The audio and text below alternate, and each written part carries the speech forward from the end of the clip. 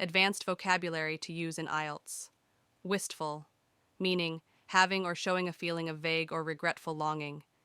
Xenophobia, meaning intense or irrational dislike or fear of people from other countries.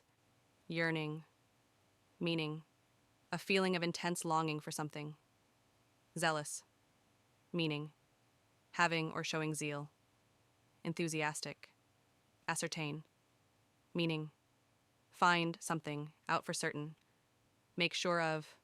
Belie, meaning fail to give a true notion or impression of something. Disguise or contradict.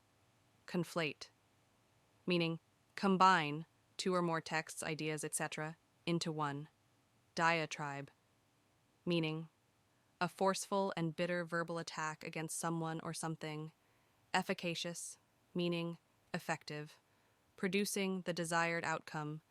Ineffable, meaning too great or